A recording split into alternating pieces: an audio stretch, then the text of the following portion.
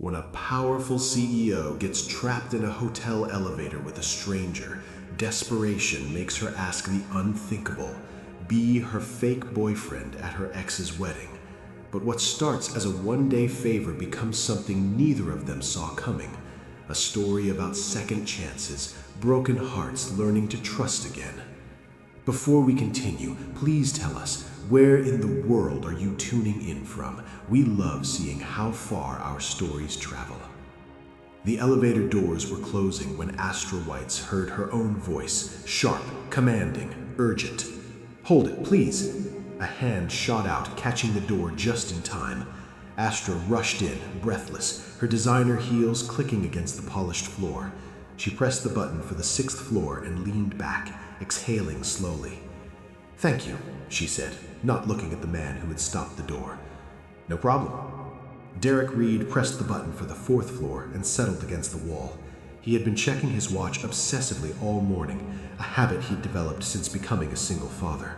Luna was with his mother back in Nashville, probably eating her 3rd cookie of the day and plotting ways to stay up past bedtime. He missed her already, and he'd only been gone since yesterday. The elevator hummed as it began its ascent.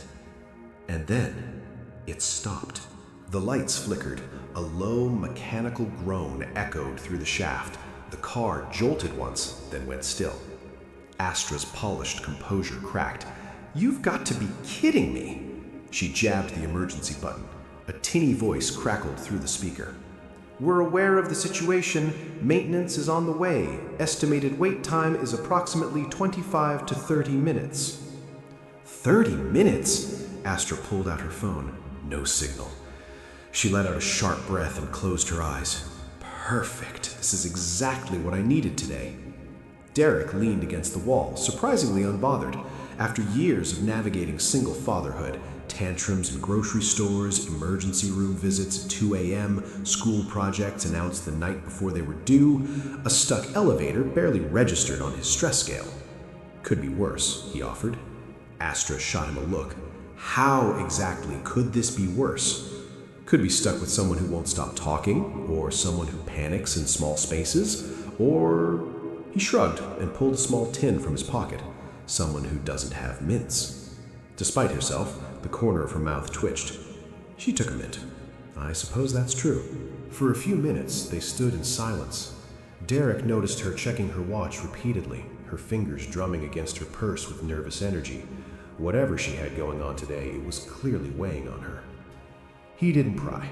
He had learned a long time ago that sometimes people needed space more than they needed conversation. But then she spoke. "I'm supposed to be scouting this venue." The words burst out as if they'd been building pressure inside her. "There's a wedding here on Saturday, my ex-fiance's wedding, to the woman, my ex-bestie, he cheated on me with, at the same hotel where we were supposed to get married 3 years ago." Derek blinked. "That's a lot." "It gets better." Her laugh was hollow. "My mother RSVP'd on my behalf before I could stop her. So now I have to go. I have to sit there and watch him marry her while everyone whispers about poor Astra who couldn't keep her man, who's probably still not over it, who showed up alone like some pathetic..." She stopped abruptly, pressing her fingers to her temples. "I'm sorry. I don't know why I'm telling you this. You're a complete stranger." "Sometimes strangers are easier," Derek said quietly. "No history, no judgment. Just someone to listen." She looked at him then, really looked at him. He had kind eyes, warm brown with the kind of laugh lines that suggested he smiled often despite whatever weight he carried. He wasn't flashy or polished like the men she usually encountered. He seemed real. And then, before she could stop herself, she said something insane. "I need a fake boyfriend." Derek's eyebrows rose. "I'm sorry?" "For Saturday, for the wedding." The words tumbled out in a rush. "I can't walk in there alone. I can't give them the satisfaction of seeing me defeated.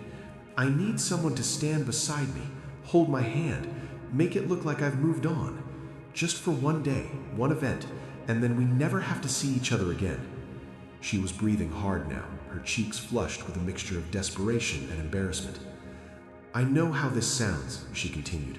"I run a company. I manage hundreds of employees. I've closed deals worth millions of dollars. And here I am, trapped in an elevator, asking a complete stranger to pretend to be my boyfriend because I'm too proud to face my ex alone. Derek was quiet for a long moment. He glanced at his phone, at the lock screen photo of a little girl with wild curls and a gap-toothed smile, covered in what looked like finger paint. "What's your name?" he finally asked.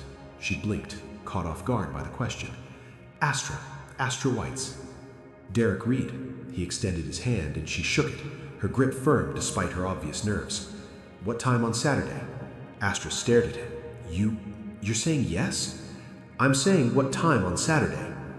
"The ceremony starts at 4, but I would need you there by 3 for photos and—" She stopped. "Wait, why? You don't know me. You don't owe me anything. Why would you agree to this?" Derek considered the question. He thought about all the moments in his life when he had felt utterly alone and wished someone, anyone, had been there to stand beside him. Sitting in hospital waiting rooms, signing documents he never thought he'd have to sign. Watching his daughter ask questions about her mother that he didn't know how to answer. "Because everyone deserves someone in their corner," he said simply. "Even if it's just for one day. Even if it's pretend." The elevator hummed back to life before she could respond. The car jolted slightly, then resumed its climb. When the doors opened on the 4th floor, Derek stepped out. "Give me your number," Astra called after him, "so I can send you the details." He turned back, pulled out his phone, and they exchanged contacts in the brief seconds before the doors began to close. "Saturday at 3, he said. "I'll be there." And then the doors slid shut, leaving Astra alone with her racing heart and the strangest feeling that her life had just shifted in a direction she never saw coming. The text came that evening while Derek was on a video call with Luna. "Daddy, when are you coming home?" His daughter's face filled the screen, her curls even wilder than usual. "2 more days, sweetheart. Are you being good for Grandma?" "Uh-huh. We made cookies, and she let me stay up late, and we watched the movie with the princess and the dragon, and—" "Luna, breathe," Derek laughed. "Sounds like you're having way more fun than I am. Are you at a boring meeting?" "Something like that." His phone buzzed, a text from an unknown number. "This is Astra, from the elevator. I still can't believe you said yes. Thank you. Details to follow." Derek smiled beside himself. "Who's that?" Luna asked, leaning closer to the screen with the suspicion only a 7-year-old could muster. "Just someone I met at the conference," Derek said smoothly. "Hey, I have to go, but I'll call you tomorrow, okay? I love you." "Love you too, Daddy. Bring me a present." "Luna?" But she had already ended the call, her laughter echoing before the screen went black. Derek stared at Astra's text for a moment, then typed back, "No problem. Let me know what I need to know." Her response came quickly. "Coffee tomorrow? We should probably get our story straight." Derek hesitated. He had a morning panel, but it ended at 11. 11:30. There's a cafe across from the hotel. See you there. The cafe was small and tucked away, the kind of place that felt like a secret. Derek arrived first, ordered black coffee, and claimed a corner table. He was scrolling through photos Luna's mother had sent, his daughter covered in flour, grinning like she'd just conquered the world, when Astra walked in. She looked different in daylight, still polished, still commanding, but softer somehow. She wore jeans and a simple sweater, her hair pulled back. Without the armor of a designer dress and heels, she looked human. "Hi," she said, sliding into the seat across from him. "Hi." They ordered coffee for her, a muffin for him, and for a moment, neither spoke. "So," Astra said finally, "I should probably tell you what you're walking into. That might help." She smiled, but it didn't reach her eyes. "Preston Langford. We were together for 4 years, engaged for 6 months.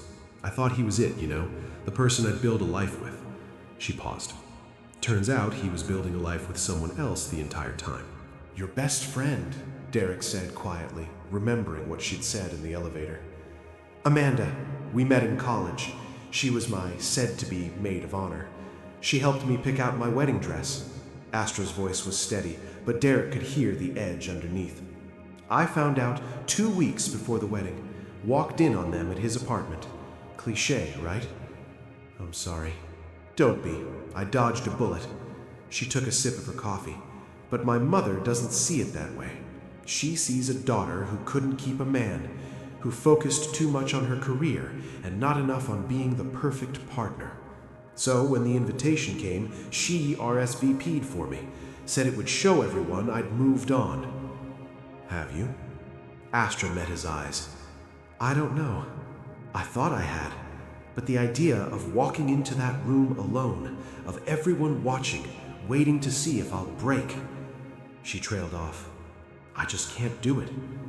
Derek nodded slowly. He understood that feeling more she knew. The eyes on you, the pity, the way people tiptoed around grief like it was contagious. What about you? Astra asked. What's your story? Derek hesitated. He wasn't used to talking about this, especially not with strangers. But something about the way she'd opened up made it feel safe. I have a daughter, Luna. She's 7, smart as a whip, talks a mile a minute, has more energy than 3 kids combined. Astra smiled. I saw her on your lock screen. She's beautiful. She's everything. Derek's voice softened. My wife passed away 5 years ago. Well, that's all I have to say for now. He stopped. They sat in silence for a moment, 2 people carrying different kinds of loss. So, Astra said finally, her voice lighter, we should probably figure out how we met. People are going to ask. How about the truth? Derek suggested. We met in an elevator. She laughed, a real laugh this time. That's actually perfect. It's so absurd no one will question it. How long have we been together? 2 months? Long enough that it's serious, but not so long that people wonder why they haven't met you. Works for me. They spent the next hour crafting their story, filling in details, laughing at the absurdity of it all. By the time they left, Derek felt something he hadn't felt in a long time. A connection. Real and unexpected. Thank you, Astra said as they stood outside the cafe, for doing this, for not thinking I'm completely insane. We're all a little insane. Some of us are just better at hiding it. She smiled. I'll text you the final details. And Derek? Yeah? I'm glad the elevator broke down. Me too. Saturday arrived with the kind of weather that felt like a personal insult. Clear skies, gentle breeze, the kind of day that belonged on a postcard. Derek stood in front of the hotel mirror, adjusting his blue suit for the 3rd time. He hadn't worn this in over a year. Not since a friend's wedding where he'd spent most of the reception explaining to well-meaning relatives that no, he wasn't seeing anyone, and yes, Luna was doing just fine. His phone buzzed. I'm in the lobby, trying not to panic. Please tell me you're here. Derek smiled and texted back. Blue suit, trying not to look like a hired date. How am I doing? Get down here and let me be the judge. When they stepped off the elevator, he spotted her immediately. She wore a deep emerald dress that moved like water. She looked stunning and terrified. You clean up nice, she said when he reached her. You sound surprised, pleasantly reassured. He offered his arm. Ready. She took it, her hand trembling slightly. No, but let's do this anyway. The ceremony was everything Astra had dreaded and more. White flowers cascaded from every surface. Soft music floated through the air. Guests murmured in hushed, reverent tones as they waited for the bride to appear. Derek felt Astra's grip tighten on his arm as they walked to their seats in the 4th row. You're doing great. Just breathe. When Preston appeared at the altar, tall, polished, smug in his designer tuxedo, Derek felt Astra go rigid beside him. And when Amanda walked down the aisle, in a dress that probably cost more than Derek's car, radiant and triumphant, he gently took Astra's hand. She squeezed it like a lifeline. The ceremony felt endless. Derek watched Astra out of the corner of his eye, saw the way she kept her chin up, her expression composed even as her hand gripped his tighter and tighter. When the officiant pronounced them husband and wife, she clapped along with everyone else, her smile fixed and brittle. Almost over, Derek whispered. You're amazing. She turned to him, her eyes glistening. Thank you, she mouthed. The reception was worse. Every conversation felt loaded. Every smile directed at Astra seemed to carry an undercurrent of pity or curiosity or barely concealed schadenfreude. Astra, you look wonderful. We didn't expect you to come. And who is this handsome gentleman? You've been holding out on us. It's so brave of you to be here, really, so brave.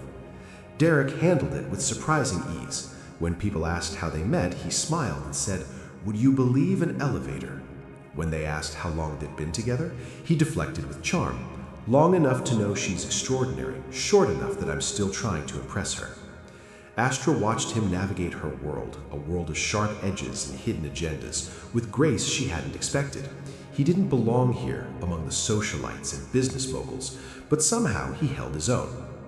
And then Preston appeared. He sauntered over with Amanda on his arm, champagne in hand, that familiar smirk that used to make Astra's stomach turn. "Astra, I'm so glad you could make it." His eyes slid to Derek, assessing, dismissing. "And you brought a date. How unexpected." "Preston," Astra kept her voice cool, "congratulations. The ceremony was lovely." "Wasn't it?" Amanda chimed in, her voice dripping with false sweetness. "I'm so glad you could be here to share our special day. I know things ended awkwardly between us, but I always hoped we could move past it." Astra felt Derek's hand tighten around hers, a silent question. She gave an almost imperceptible shake of her head. This was her battle. "Awkwardly?" Astra repeated, her voice deceptively calm. "Is that what we're calling it?" Amanda's smile flickered. "I just meant—" "You were my best friend." Astra's voice was low, controlled, but it carried enough edge to silence nearby conversations. "You helped me plan my wedding. You held my hand when I picked out my dress. And the entire time, you were sleeping with my fiancé." "Astra," Preston's voice held a warning. "No," she held up a hand. "You don't get to manage this moment. You sent me an invitation. You wanted me here, so here I am. And I'm not going to pretend that what you did was just awkward. It was a betrayal by both of you." Preston's face reddened. "You're making a scene." "Am I?" Astra tilted her head. "Funny, I thought I was just telling the truth, something neither of you seem particularly familiar with." Amanda's eyes darted around nervously. People were watching, whispering. This was not how the evening was supposed to go. "You need to leave," Preston hissed. "This is my wedding, and I won't have you." "She's not going anywhere." Derek's voice was calm, but it cut through the tension like a blade. Preston turned to him, sneering. "Excuse me? Who do you think you are?" "I'm the man who's going to suggest, very politely, that you walk away before you embarrass yourself further." "Embarrass myself?" Preston laughed, but there was an edge of uncertainty in it. "This is my event, my day. You're nothing but some random guy she dragged here to save face." "Maybe," Derek said evenly, "but at least I'm not the guy who cheated on her and then invited her to watch him marry the other woman. That takes a special kind of cruelty." He paused. "Or maybe just a special kind of insecurity." Preston's jaw tightened. For a moment, it looked like he might say something else, something ugly. But Amanda tugged at his arm, her face pale with mortification. "Let's go," she whispered urgently. "People are staring." With one last venomous look, Preston allowed himself to be led away. Astra stood frozen, her heart pounding. Around her, conversation slowly resumed, but she could feel the shift in the room. People were looking at her differently now, not with pity, with something closer to respect. Derek touched her elbow gently. "Want to get some air?" She nodded, not trusting her voice. The balcony overlooked the hotel gardens, lit softly by strings of fairy lights woven through the trees below. Astra leaned against the railing, breathing deeply. The cool night air felt like a balm against her flushed skin. "I can't believe I did that," she whispered. I've spent 3 years being professional, composed, above it all. And tonight I just told the truth," Derek finished. "There's nothing wrong with that. There's everything wrong with that. I have a reputation, a business. I can't afford to be seen as emotional or vindictive or human." He raised an eyebrow. "Astra, you stood up for yourself, finally. After 3 years of swallowing your pain and pretending everything was fine. That's not weakness, that's strength." She turned to look at him, really look at him for the first time all evening. In the soft light, he seemed different, warmer, more present than anyone she had met in years. "Why did you really agree to this?" she asked quietly. "And don't say it's because everyone deserves someone in their corner. I want the real answer." Derek was silent for a long moment. He gazed out at the gardens, his expression thoughtful. "Can I tell you something?" he said finally. "Something I don't usually share with people I've known for less than a week. You've already defended my honor at my ex's wedding. I think we're past normal boundaries." A small smile tugged at his lips. Then it faded. Natalie started getting sick when Luna was 2. Headaches, fatigue, confusion. We thought it was stress. She had just gone back to work and balancing everything was hard, but it kept getting worse. Astra listened, her chest tightening.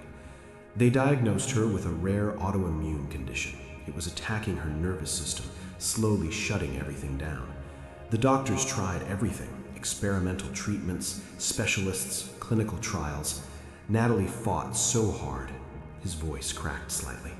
She fought for 18 months. And then, one morning, I woke up and she was gone.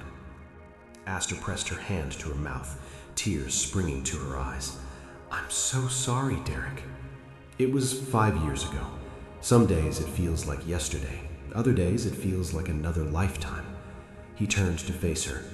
"But I remember what it felt like, walking into rooms full of people and feeling invisible, putting on a brave face when I was falling apart inside, wishing just once that someone would show up and stand beside me without expecting anything in return."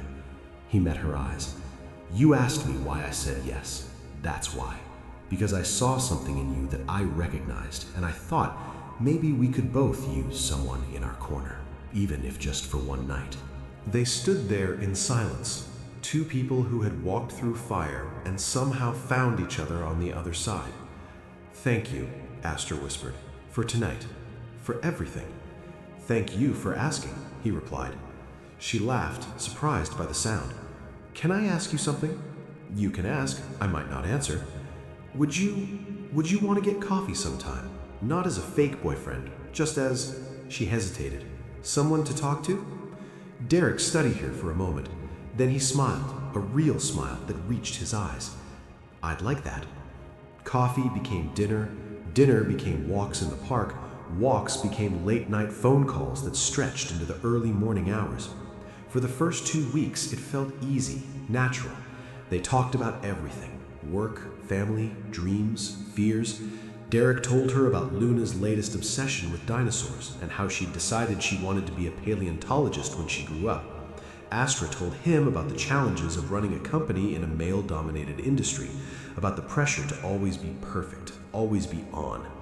They were careful with each other, testing the waters. Both of them had been burned before, and neither was in a hurry to get hurt again. But something was shifting. Derek found himself thinking about Astra at odd moments. When Luna said something particularly funny, when he was cooking dinner, when he was falling asleep at night. He wondered what she was doing, if she was thinking about him too. Astra found herself checking her phone more often than usual, waiting for his texts, smiling when his name appeared on her screen.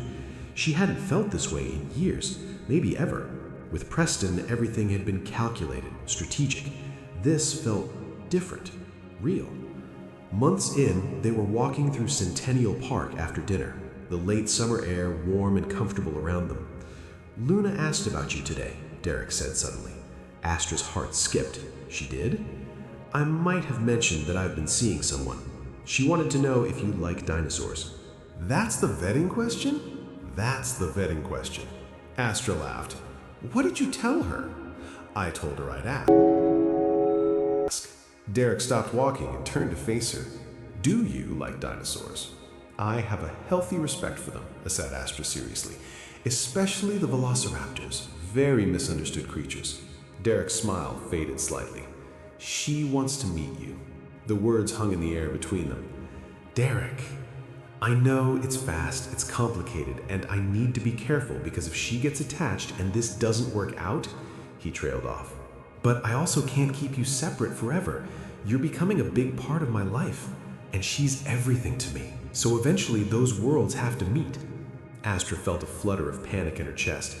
She hadn't been around kids much. She didn't know how to talk to them, what to say, how to be. What if Luna hated her? What if she said the wrong thing? What if... "Hey," Derek touched her arm gently. "What's going on in that head of yours?" I don't know how to do this, she admitted. Kids, families, I've spent my whole life focused on work, on success. I don't know if I'm good at the other stuff. You don't have to be good at it. You just have to be yourself, he smiled. That's who I fell for. The word fell hung between them, an acknowledgement neither had said out loud until now.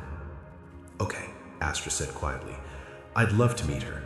But before that could happen, Derek pulled back. It started subtly. Texts that took longer to answer, phone calls that were shorter, more distracted, plans that got rescheduled because of work or Luna or some other reason that felt too convenient to be coincidence. Astra noticed. Of course she noticed. And it hurt in a way she hadn't expected. She told herself it was fine, that she was being paranoid, that Derek was just busy. But the distance felt deliberate, and it brought back every insecurity Preston had planted in her. Too focused on work, too cold, too much. Finally, she couldn't take it anymore. She showed up at his apartment on a Thursday night, unannounced. Derek answered the door, surprise flashing across his face. Astra, hey, I wasn't expecting. We need to talk. He stepped aside, letting her in. Luna was already asleep, the apartment quiet except for the hum of the air conditioning.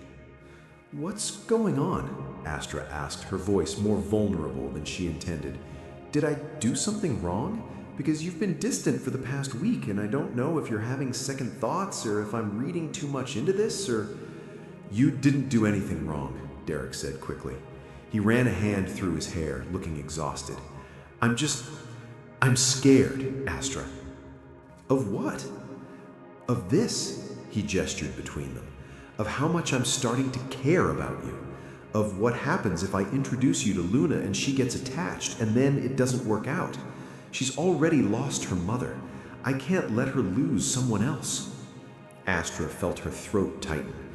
So what are you saying? That we should end this before it gets too complicated? I don't know, Derek's voice cracked. I don't know what I'm saying. I just know that I'm terrified of getting this wrong, of hurting her, of hurting you. You think you're the only one who's scared? Astra's voice rose despite herself. I've spent the last 3 years building walls so high that no one could hurt me again. And then you showed up with your kind eyes and your stupid mint tin and your daughter who likes dinosaurs. And suddenly those walls don't feel so safe anymore. They just feel lonely. She took a shaky breath. I don't know how to do this either, Derek. I don't know how to be in a relationship that isn't about power and control. I don't know how to be vulnerable without feeling like I'm going to break. But I'm trying, because you're worth it, because this is worth it. Derek stared at her, something shifting in his expression. I don't want to lose you, he said quietly, but I don't know how to do this without protecting Luna. Then we figure it out together, Astra said. We go slow, we communicate. We don't make promises we can't keep, but we don't run away just because it's scary. Derek was quiet for a long moment. Then he nodded. Okay, he said, together. A month later, Derek invited Astra over for lunch. She stood outside his apartment door, her heart pounding so hard she could hear it in her ears. She was holding a gift bag with a book inside, the Ultimate Dinosaur Encyclopedia. Luna approved, according to Derek. The door opened. Luna stood there, all wild curls and curious eyes, wearing a t-shirt with a T-Rex on it. Are you Astra? She asked. I am. Are you Luna? Uh-huh. Daddy says you don't know much about dinosaurs. Astra knelt down to Luna's level. That's true. I was hoping you could teach me. Luna's eyes lit up. Really? Really? I brought you something. She held out the book. Luna gasped and clutched it to her chest like treasure. This is the best book ever. Daddy, look. Derek appeared in the doorway, smiling. I see. What do you say? Thank you. Luna threw her arms around Astra's neck in an impulsive hug that nearly knocked her over. Astra froze for a second, then carefully hugged back. When she looked up, Derek was watching them with an expression she couldn't quite read. Come on, Luna said, grabbing Astra's hand. I want to show you my dinosaur collection. Lunch was chaotic and wonderful. Luna talked non-stop, showing Astra every toy, every drawing, every fact she'd memorized about every dinosaur that had ever existed. Astra listened, asked questions, laughed at Luna's jokes even when they didn't quite make sense. Derek watched from the kitchen, something warm and terrifying settling in his chest. This could be his life. This could be their life. By the time Astra left, Luna was begging her to come back. "Can she come to my art show next week?" Luna asked Derek after Astra had gone. "We'll see, sweetheart." "I really like her, Daddy." "I'm glad. Do you like her?" Derek pulled Luna into his lap. "Yeah, Bug, I really like her." "Good. She's pretty and she listens, and she didn't laugh when I told her about my Triceratops theory." "What's your Triceratops theory?" "That they were actually really nice and just had a bad reputation because of their horns." Derek kissed the top of her head. "That's a good theory." But a week later, everything fell apart. Derek had a work emergency, a critical system failure that required his immediate attention. He was supposed to pick Luna up from school, but he couldn't leave the office. He called his mother, but she was an hour away. He had no choice but to call Astra. "I know it's last minute," he said, hating how desperate he sounded, "but could you pick Luna up from school? I'll be home by 6. I just need a few hours to fix this." "Of course," Astra said without hesitation. "Text me the address." Derek's relief was overwhelming. "Thank you, you're a lifesaver." But when Luna got home and realized her dad had canceled their plans to go to the library, plans they'd had all week, she broke. "You're always working," she sobbed, tears streaming down her face. "You're never here anymore. You're always with Astra." Derek felt like he'd been punched in the stomach. "Luna, that's not true." "Yes, it is. You don't have time for me anymore because you have time for her." She ran to her room and slammed the door. Derek stood in the hallway, frozen. He felt like the worst father in the world. Later that night, after Luna had cried herself to sleep, Derek called Astra. "I can't do this right now," he said, his voice thick with exhaustion and guilt. "I need to focus on Luna. She needs me, and I've been so caught up in us that I haven't been there for her the way I should be." Astra felt her heart crack. "Derek, I'm sorry, I need some space to figure out how to do this right." "How much space?" "I don't know." The line went quiet. "Okay," Astra said finally, her voice small. "Okay." A week passed, then another. Astra threw herself into work, staying late at the office, taking on projects she didn't need to take on, anything to avoid thinking about Derek and Luna and the family she'd almost had. She told herself she understood, that Derek was doing the right thing, that Luna had to come first. But it still hurt like a physical wound. Luna's art show was on a Tuesday afternoon. Derek stood in the crowded elementary school gym, surrounded by parents and teachers and brightly colored artwork taped to every available surface. Luna's painting, a family of dinosaurs in a field of flowers, hung in the center of the display. She stood beside it, beaming with pride as people complimented her work, but Derek could see the sadness underneath. She kept glancing at the door, as if hoping someone might walk through it. "She's very talented," one of the other parents said. "She is," Derek agreed, his chest tight. And then the door opened. Astra walked in. She looked uncertain, staying near the back of the room, not approaching. She wore jeans and a sweater, her hair down. She looked beautiful and sad and brave. Luna saw her. For a second, no one moved. Then Luna bolted across the room and threw herself into Astra's arms. "You came," Luna said, her voice muffled against Astra's shoulder. "Of course I came," Astra said, kneeling down to meet Luna's eyes. "Your dad told me you're really talented. I wanted to see for myself." Luna looked between Astra and Derek, her expression worried. "Are you guys fighting because of me?" Astra's breath caught. She looked at Derek, who was making his way through the crowd toward them. "No, sweetheart," Derek said gently. "We're not fighting because of you." "Then why haven't you been coming over?" Luna's eyes filled with tears. "Did I do something wrong?" "No," Astra's voice was fierce. "You didn't do anything wrong. Sometimes adults need to figure things out, and it takes time, but that's not your fault. None of this is your fault." "I thought," Luna's voice wobbled, "I thought maybe you didn't want to be around me anymore." "Luna, look at me." Astra cupped the little girl's face in her hands. "I'm not here to replace your mom. Your mom will always be your mom, and no one can take that away from you. But I'm here because I care about you and your dad. Really? Really. Luna looked at her father. Daddy? Luna threw her arms around Astra, pulling her into a clumsy hug in the middle of the elementary school gym. Can we get ice cream? Luna asked, her voice muffled. Astra looked at Derek over Luna's head. Yeah, Derek said, his eyes never leaving Astra's. We can get ice cream. They went to a small ice cream shop down the street, the kind with mismatched chairs and handwritten chalkboard menus. Luna ordered chocolate with rainbow sprinkles and immediately got it all over her face. She chattered happily about her art project, about the compliments she'd gotten, about the upcoming field trip to the Science Museum. Derek and Astra sat on either side of her, stealing glances at each other when they thought Luna wasn't looking. I'm glad you came today, Derek said quietly when Luna was distracted by her ice cream. Me too. I'm sorry for pulling away. I thought I was protecting her, but I was just scared. I know, I was scared too. Are you still? She considered the question. Yeah, but I think that's okay. Being scared means it matters. Luna looked up, chocolate smeared across her cheek.